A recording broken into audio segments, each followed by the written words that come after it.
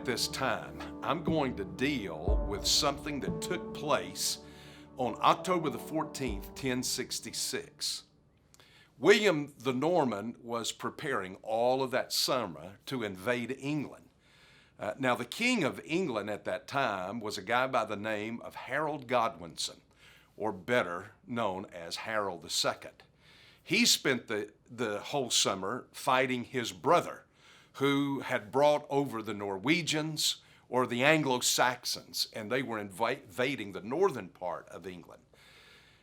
He defeats them, but then moves his army toward the south because he's anticipating William coming across the channel and invading England, and that's exactly what happens.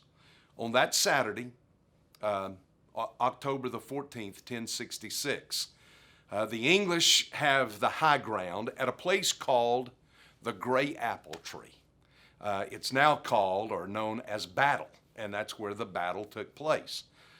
The English had the high ground, and they set themselves up in a very tight defensive position. They were shoulder to shoulder. They interlocked their shields like the old Romans had done.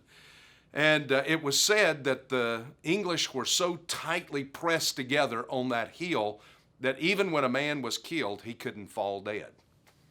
The Normans did something different. William did something a little differently with his army. He did something no one had really seen up until that time. He put them into three ranks. He had the archers up front, then he had the infantry, and then behind that, he had heavy cavalry or knights that were on horseback.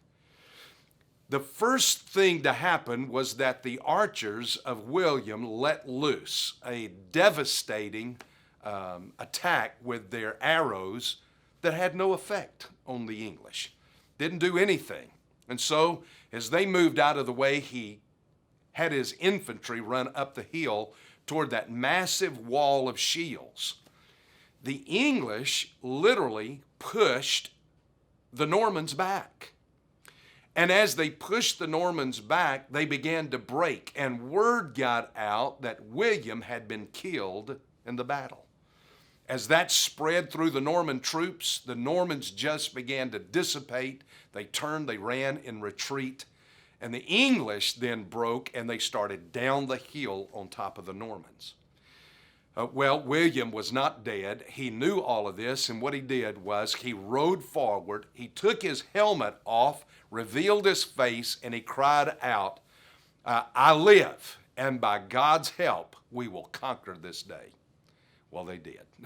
It turned all of the Normans back around, and they defeated the English at battle that day. Well, it reminds me of something that takes place in the New Testament. If you get to John, the chapter 19, you'll come to a verse. You remember that day Jesus is resurrected, and Peter and John are told by the women that the tomb was empty, that Jesus was alive. And so they run to the tomb. John stops, he looks in. Peter then comes and he goes into the tomb and he sees all the linen wrappings. And then we're told in John's gospel that the facial cloth was folded up and set to the side.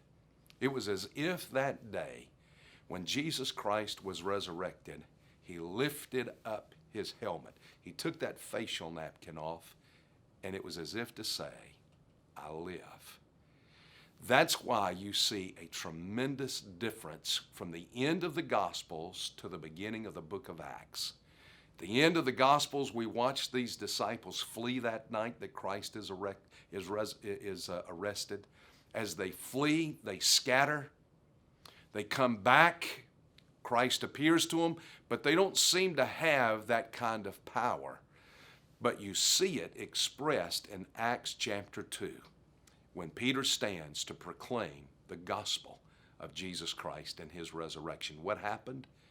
Christ had lifted his helmet and he said, "I live." Now remember, no matter what the battle, no matter even if you are in retreat and you feel defeated, do what the hymn writer says.